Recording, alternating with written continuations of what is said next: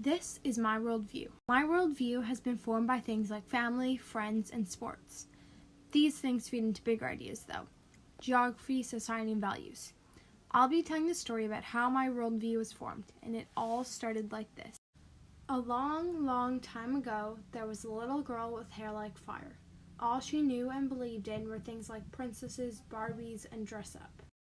But one day, the parents of the little girl took her out into the woods. She loved it there. She loved running through the trees and hiding in them. She loved all the sounds of birds chirping way up high, and the fresh air made her feel full of energy. The next place her parents took the little girl was the ocean, with its calm yet rough waters, saltiness in the air, and the need to just jump right in and start swimming, though she didn't know how to do that just yet. Because she was getting tired, the little girl's parents took her to one more amazing place. This one was by far the most amazing. They took her to the mountains, with the snow, lots and lots of snow. She absolutely loved it up in the mountains. Little did she know, each and every one of these places would teach her how to do things like swim or ski. These sports would become a huge part of her life forever. Later she learned about places like Saskatchewan, where it was flat as could be, and thought what life would be like without the mountains and ocean. What sports would she play there? How different could life be?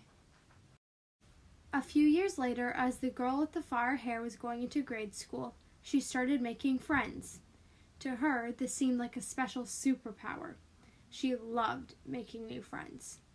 Throughout the years, some friends left and some new ones came, but she learned something very important about friends. Not all of them are nice. Some of them are just plain old mean. Although the mean friends taught her just as much as the nice ones did.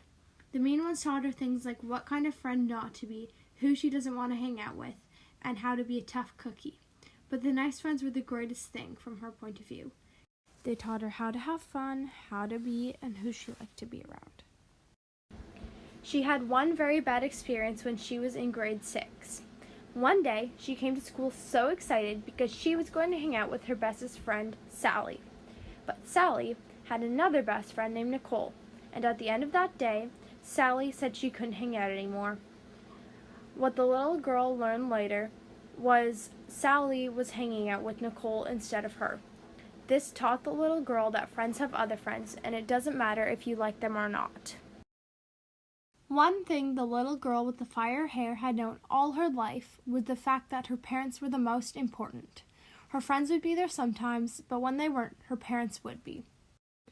Her parents had also showed her how to live a good life, but they each had different ideas, so she was a perfect mix. Her father loved to do crazy things all the time, just packed the day full of fun things to do. That's why she learned to love skiing, hiking, and dirt biking. Her mom, on the other hand, is super chill, especially since she got diagnosed with arthritis and loves watching movies and coloring. Now her stepmom was very smart and creative, which the little girl loved. There's one thing that all of them have in common. They are all extremely hardworking, and all of them have changed her perspective of the world. All of these things are the little girl's view of the good life. This is why her family will be so important to her forever and always. In the story, there's the little girl with the fire hair. That little girl is me. I've been influenced by Deep Cove with its mountains and oceans.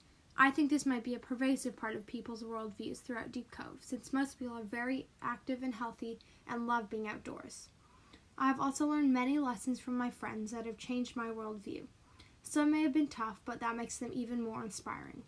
And last but not least, my family has always been there for me, teaching me most of what I know and how to live a good, successful life. Once upon a time, I was just a careless little girl, but throughout the years, I've become full of wonder and ideas. This is my worldview.